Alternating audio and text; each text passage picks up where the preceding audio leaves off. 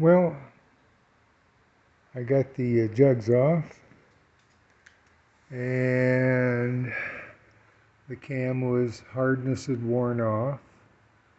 The area where it runs on the bearing in there, well, that didn't look good, so I'll change the bearing. Even though it's a Timken bearing, something happened. The plastic breather was okay.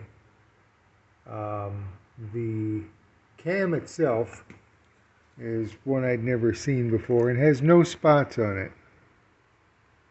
It has no dots.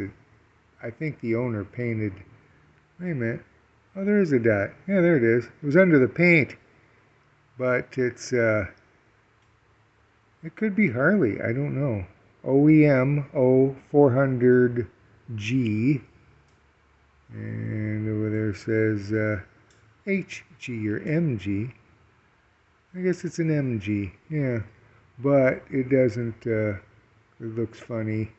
Those don't look good. Looks like the hardness has been worn off. That happened in my 2009 at about 45,000 miles.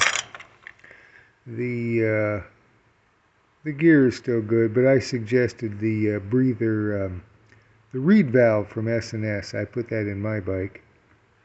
So mine had a plastic, some of the teeth were missing.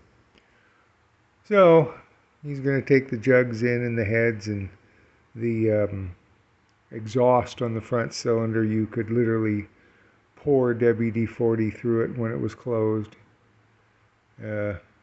Like I'd said in the other video, 0 compression up front, 90 in the back. So it was his father's bike, and of course he wants to keep it in memory of him and keep it all stock.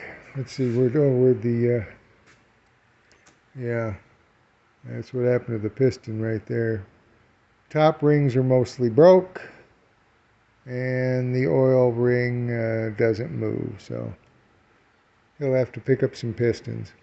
So I'll try my hand at putting it together. It's relatively simple, and reading and watching a few videos, I'll do the best I can.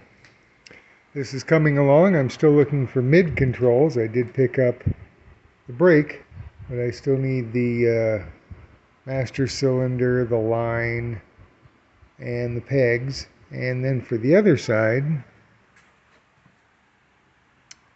I do need to get a shifter and the bracket and peg. So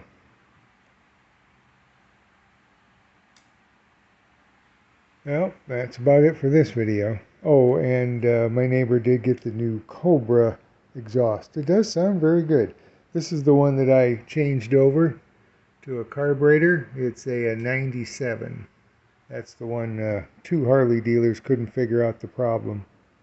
So the fuel injection went away, CV carburetor installed, and a Thunderheart ignition. Thunderheart ignition, which works pretty good. I have it set on number 2. So, and it can go all the way up to 7. I think that has stuff to do with the advance curve. Just like the Dyna style I put on mine. Dyna 2000i, I believe, on my bike.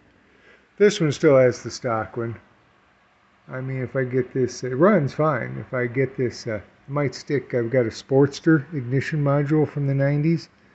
And I'm sure that would be just the advance curve might be quicker. So, I mean, I get this on the road, and picked up those old pipes, were just rusty as hell.